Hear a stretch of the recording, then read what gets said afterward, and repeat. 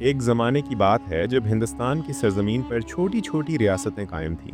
ہر ریاست کا اپنا بادشاہ، اپنی عدالت، اپنے قوانین اور اپنی روایات تھیں۔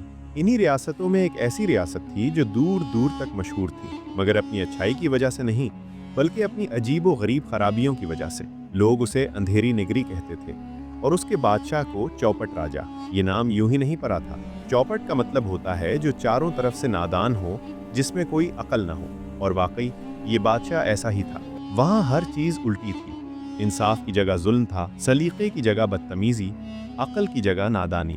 دن کو رات کہا جاتا اور رات کو دن۔ چور کو عزت ملتی اور ایماندار کو سزا۔ اس شہر کا سب سے عجیب قانون یہ تھا کہ ہر چیز ایک ہی قیمت پر بکتی تھی۔ سونا ہو یا سبزی، دودھ ہو یا قیمتی کپڑا، ہر شے کا دام صرف 1 ٹکا تھا۔ سبزی لینے جاؤ تو 1 ٹکا، سونے کی انگوٹھی خریدو تو بھی 1 ٹکا، گھوڑا خریدنا ہو تو 1 ٹکا، روٹی خریدنی ہو تو بھی 1 ٹکا۔ یہ قانون نہ عقل پر مبنی تھا، نہ انصاف پر، مگر بادشاہ فخر سے کہتا تھا، دیکھو میرے راج میں سب برابر ہیں، نہ امیر کو سستی چیز، نہ غریب کو مہنگی، سب ایک ہی قیمت پر سب کچھ حاصل کرتے ہیں۔ اس کے درباری چاپلوس تھے، ہر وقت واہ واہ کرتے رہتے۔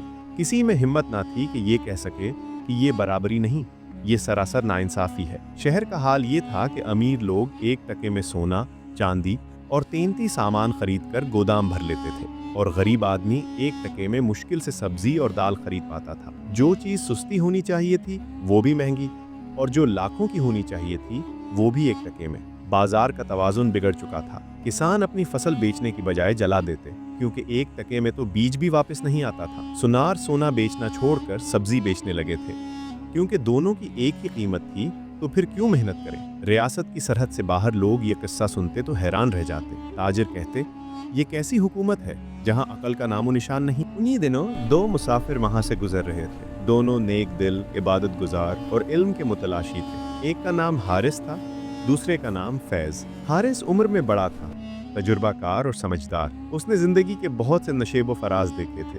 اسے دنیا کی چالاکیوں اور دھوکوں کا علم تھا۔ اس کے سفید بال اس کی حکمت کی گواہی دیتے تھے۔ فیض نوجوان تھا، جوشیلا اور متجسس، ہر نئی چیز کو دیکھنے کا شوق، ہر نئے تجربے سے گزرنے کی خواہش۔ حارث اس کا استاد بھی تھا اور رفیق بھی۔ وہ تجارت کے لیے نکلے تھے، مگر ساتھ ساتھ علم اور تجربہ حاصل کرنا بھی ان کا مقصد تھا۔ ان کے پاس کچھ سامان تھا جو وہ مختلف شہروں میں بیچتے اور نفع کماتے۔ جب وہ اندھیری نگری کے قریب پہنچے تو ایک بڑا سا بورڈ دیکھا جس پر لکھا تھا، خوش آمدید اندھیری نگری میں، ہمارے شہر میں ہر چیز 1 ٹکا، چاہے کچھ بھی ہو۔ حارث یہ دیکھ کر چونک گیا۔ اس نے کہا، فیض، یہ کیسی نادانی ہے؟ یہ تو عقل کے خلاف ہے۔ جس شہر میں سونا اور سبزی برابر ہو، وہاں تو انصاف کا قتل ہو چکا ہے۔ فیض مسکرایا اور بولا، استاد جی، چلو ذرا دیکھ تو لیں، شاید اس میں بھی کوئی بھلائی چھپی ہو۔ ویسے بھی ہم مسافر ہیں، ایک رات کا ٹھکانہ چاہیے۔ حارث نے سر ہلایا، نہیں فیض، جس جگہ نادانی حکومت کرتی ہو وہاں خطرہ ہوتا ہے۔ آج سونا اور سبزی برابر ہے، کل انسان کی جان اور مکھی کی جان برابر ہو جائے گی۔ مگر فیض کا جوش غالب آیا۔ استاد جی، 1 رات، صرف 1 رات، ہمیں تھکن بھی ہے اور یہاں سستے میں سونا بھی مل سکتا ہے۔ سوچیں، 1 ٹکے میں سونا۔ حارث نے گہری سانس لی۔ ٹھیک ہے، مگر میں یہاں نہیں ٹھہروں گا، میں باہر کسی درخت کے نیچے رات گزاروں گا۔ تم اگر اندر جانا چاہتے ہو تو جاؤ، مگر صبح سویرے شہر چھوڑ دینا۔ یاد رکھو، جہاں عقل نہیں ہوتی وہاں مصیبت ضرور آتی۔ فیض نے اپنے استاد کی بات سنی، مگر دل میں سوچا، شاید وہ بہت محتاط ہے، 1 رات کا کیا خطرہ۔ فیض اندھیری نگری میں داخل ہوا۔ شہر کا منظر عجیب تھا، راستے ٹیڑے میڑے، گھر ادھورے، اور لوگوں کے چہروں پر کوئی خوشی نہیں تھی۔ پہلے ہی چوراہے پر اسے ایک دکان نظر آئی جس پر لکھا تھا، سونے کے زیورات، 1 ٹکا۔ فیض کی آنکھیں چمک اٹھی۔ اس نے دکان میں داخل ہو کر سونار سے پوچھا، یہ سونے کی انگوٹھی کتنے کی ہے؟ سونار نے بے دلی سے کہا، 1 ٹکا۔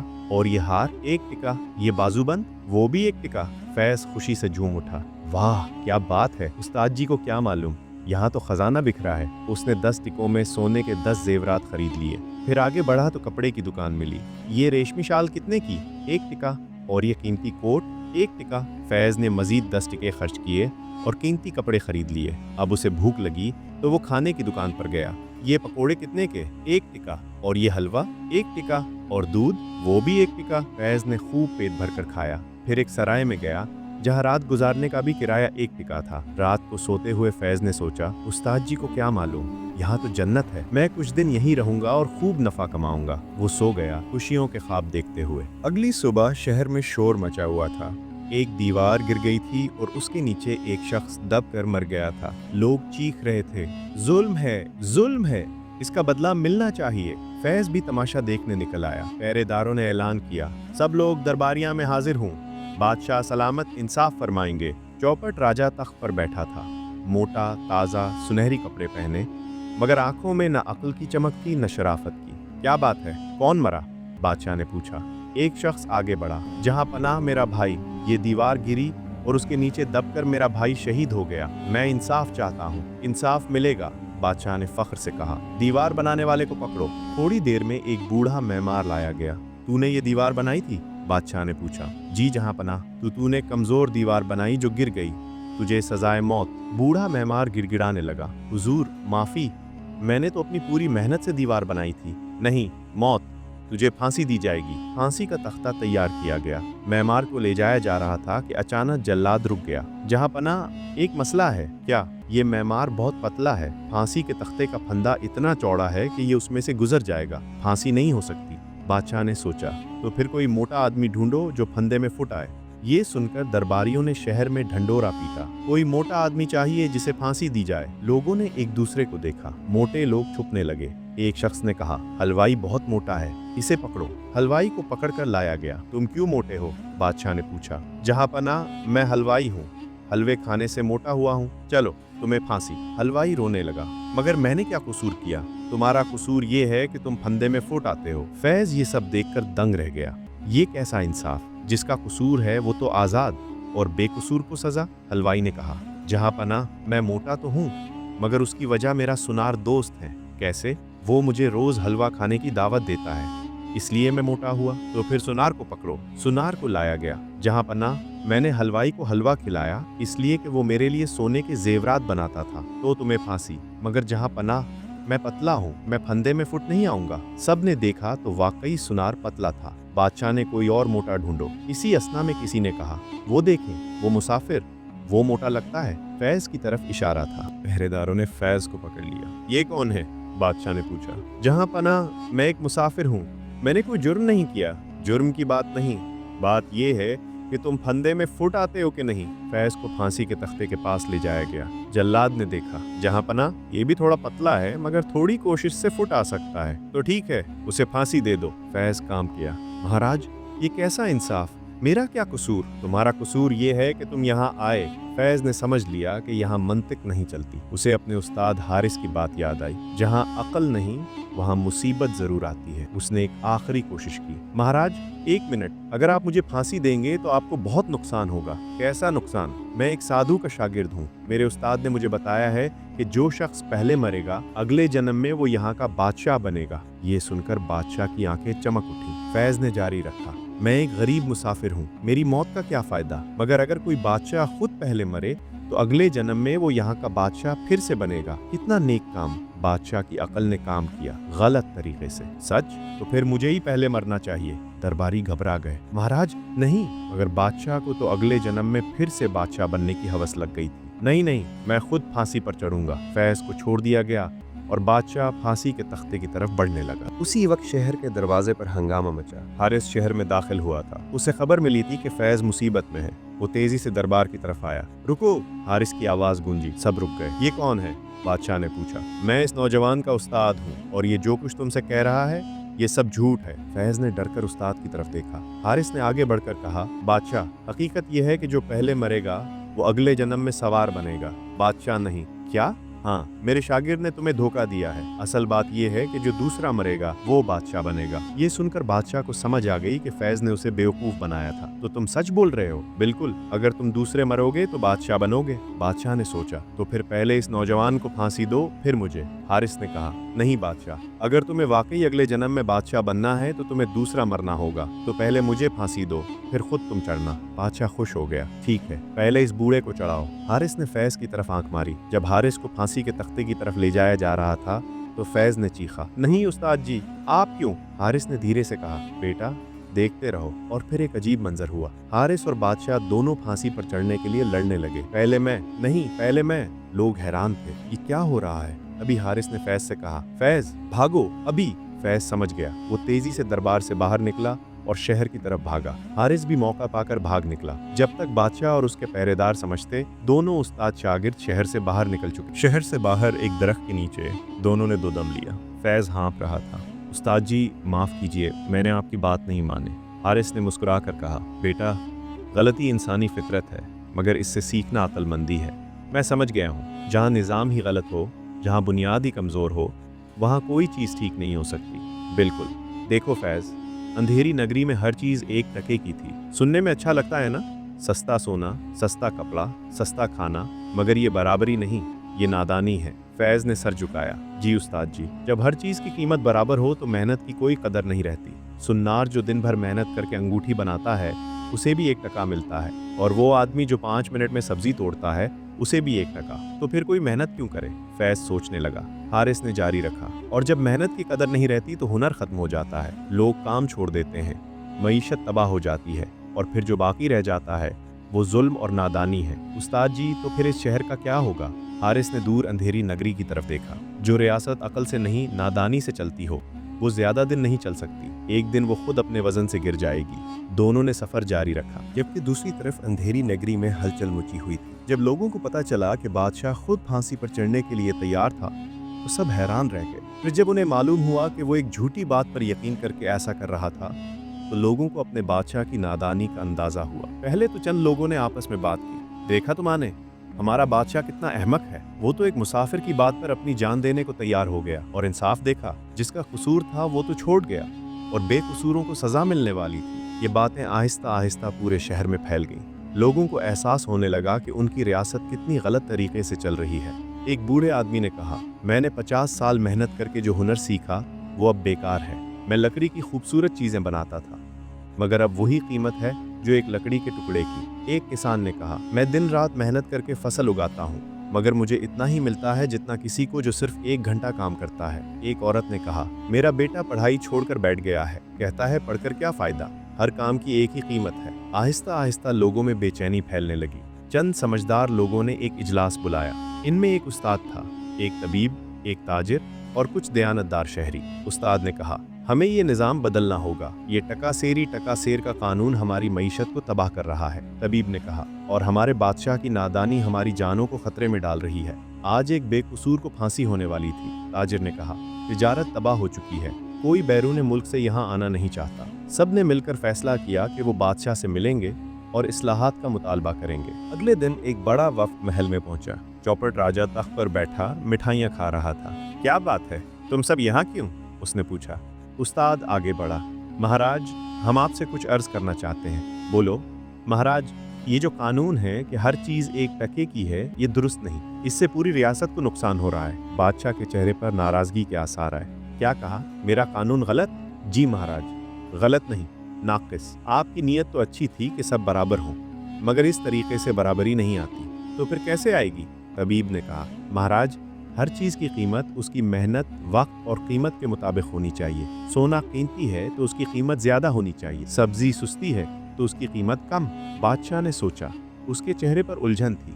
मगर फिर तो अमीर और अमीर हो जाएंगे, गरीब और गरीब। ताजिर ने कहा, नहीं महाराज, जब हर चीज़ की सही कीमत होगी तो लोग मेहनत करेंगे, मेहनत से दौलत आएगी, और जो मेहनत करेगा वही तरक्की करेगा। बादशाह को ये बात समझ नहीं आई। उसके वजीर ने, जो दर हकीकत एक चापलूस था, कहा, महाराज, ये सब लोग आपके खिलाफ बगावत कर रहे हैं, इन सब को जेल में डाल दें। लोग घबरा गए, मगर उस्ताद ने हिम्मत नहीं हारी। महाराज, हम बगावत नहीं कर रहे, हम आपकी रियासत की बेहतरी चाहते हैं। अगर आप नहीं मानते तो हमें जाने दें, हम दूसरी रियासत में चले जाएंगे। ये सुनकर बादशाह को फिक्र हुई, अगर सब चले गए तो मेरी रियाया कौन होगी? उसने सोचा और फिर कहा, ठीक है, मैं तुम्हारी बात सोचूंगा, मगर अभी कोई तब्दीली नहीं। लोग मायूस होकर वापस चले गए। कानून बदलने के बाद शहर में तब्दीली आनी शुरू हुई। पहले तो लोगों को अजीब लगा जब उन्होंने देखा कि सब्जी 1 टके की है मगर सोना 10,000 का, तो हैरान हुए। मगर आहिस्ता आहिस्ता समझ आने लगी। सुन्नार ने फिर से सोना बेचना शुरू किया। अब उसे अपनी मेहनत की कदर मिल रही थी। कारीगर फिर से अपने हुनर पर काम करने लगे। किसान फिर से खेतों में मेहनत करने लगे, क्योंकि अब उन्हें सही कीमत मिल रही थी। ताजिर दूसरी रियासतों से तिजारत करने लगे। शहर में रौनक आने लगी, बाजार सजने लगे, लोग खुश होने लगे। मगर सबसे बड़ी तब्दीली बादशाह में आई। अब वो फैसले करने से पहले अपने समझदार वजीरों से मशवरा करता। चापलूसों को दरबार से निकाल दिया। इंसाफ का निज़ाम बेहतर बनाया, और सबसे अहम, उसने एक कानून बनाया कि हर फैसला अक्ल और मंतिक पर मबनी होगा। चंद महीनों में अंधेरी नगरी का नाम बदलकर रोशन नगरी हो गया। 1 साल बाद हारिस और फैज दोबारा उसी रास्ते से गुजरे। जब वो उस शहर के करीब पहुंचे तो उन्हें अपनी आंखों पर यकीन नहीं आया। वो टूटा फूटा शहर अब संवर चुका था। रास्ते साफ थे, इमारतें दुरुस्त थीं, बाजार में रौनक थी। फैज ने कहा, उस्ताद जी, ये वही शहर है, लगता है कोई तब्दीली आई है। वो शहर में दाखिल हुए। बोर्ड बदल चुका था। अब उस पर लिखा था, रोशन नगरी में खुशामदीद, जहां इंसाफ, मेहनत और अकल की कदर है। दोनों मुस्कुराए। वो बाजार में गए तो लोगों से बात की। यहाँ क्या हुआ? फैज ने पूछा। एक दुकानदार ने कहा, भाई 1 साल पहले हमारा बादशाह बहुत नादान था, हर चीज 1 टके की बुकती थी, शहर तबाह हो रहा था। फिर एक दिन 2 मुसाफिर आए, उनमें से एक को फांसी होने वाली थी, मगर उन्होंने अपनी अक्लमंदी से बादशाह को सबक सिखाया। फैज शर्मिंदा हुआ। वो 2 मुसाफिर हम थे। दुकानदार हैरान रह गया। फिर उसने जोर से चीखा, लोगों, वो मुसाफिर आए हैं जिन्होंने हमारे शहर को बचाया। लोग जमा हो गए। सब ने हारिस और फैज का शुक्रिया अदा किया। आपने हमारी आंखें खोले, आपकी वजह से हमारा शहर बदल गया। हारिस ने हाथ जोड़कर कहा, नहीं भाइयों, हमने कुछ नहीं किया। ये तब्दीली तो तुम लोगों ने खुद की। तुमने गलत को गलत कहने की हिम्मत की, तुमने इस्लाह की कोशिश की। तभी बादशाह का ऐलान हुआ कि वो दोनों मुसाफिरों से मिलना चाहता है। दरबार में अब चौपट राजा की जगह दानिशमंद राजा का तख्ता लगा था। बादशाह ने दोनों को देखकर कहा, मैं आपका शुक्रगुजार हूँ। आपने मुझे मेरी गलती का एहसास दिलाया। आपने खुद अपनी गलती मानी। ये बहादुरी है, हारिस ने कहा। बादशाह ने दोनों को इनाम देना चाहा, मगर हारिस ने इनकार कर दिया। हमें इनाम नहीं चाहिए। ये देखना कि आपका शहर खुशहाल है, यही हमारा सबसे बड़ा इनाम है। जब दोनों शहर से रुखसत हो रहे थे तो फैज ने उस्ताद से कहा, उस्ताद जी, मैंने बहुत कुछ सीखा। क्या सीखा? मैंने सीखा कि जो चीज़ सतह पर अच्छी लगे ज़रूरी नहीं कि वो अच्छी हो। 1 टके में सोना सुनने में अच्छा लगता है, मगर ये पूरे निज़ाम को तबाह कर देता है। बहुत खूब। और मैंने ये भी सीखा कि नादानी से चलने वाला निज़ाम ज़्यादा दिन नहीं चलता, और जब कोई हुक्मरान नादान हो तो पूरी कौम मुश्किल में पड़ जाती है। ये भी ठीक। और क्या सीखा? फैज ने सोचा, मैंने सीखा कि तब्दीली आ सकती है अगर लोग हिम्मत न करें, अगर वो सच बोले, अगर वो इस्लाह की कोशिश करे। हारिस मुस्कुराया। शाबाश फैज। और सबसे अहम सबक? फैज ने उस्ताद की आंखों में देखा। सबसे अहम सबक ये कि मैंने अपने उस्ताद की बात नहीं मानी और मुसीबत में पड़ गया। तजुर्बा और हिकमत की कदर करनी चाहिए। हारिस ने फैज के कंधे पर हाथ रखा। बेटा, ये जरूरी नहीं कि हर वक्त बड़ों की बात मानो, कभी कभी अपना तजुर्बा करना भी जरूरी है। मगर जब तजुर्बा करो तो अकल से करो, और जब गलती हो जाए तो उससे सीखो। जी उस्ताद जी। दोनों ने आगे का सफर जारी रखा। बरसों बाद जब फैज खुद एक उस्ताद बन गया तो वो अपने शागिर्दों को ये कहानी सुनाता, बच्चों, मैं तुम्हें अंधेरी नगरी की कहानी सुनाता हूँ, और वो पूरी कहानी सुनाता। फिर आखिर में कहता, इस कहानी से कई सबक मिलते हैं। पहला सबक, जो निज़ाम अक्ल और मंतिक पर मबनी न हो वो ज़्यादा दिन नहीं चलता। दूसरा सबक, हर चीज़ की कीमत उसकी मेहनत, वक्त और कदर के मुताबिक होनी चाहिए। मसनूई बराबरी हकीकी बराबरी नहीं होती। तीसरा सबक, नादान हुक्मरान पूरी कौम को तबाही की तरफ ले जाता है, इसलिए हुक्मरानों का अक्लमंद होना ज़रूरी है।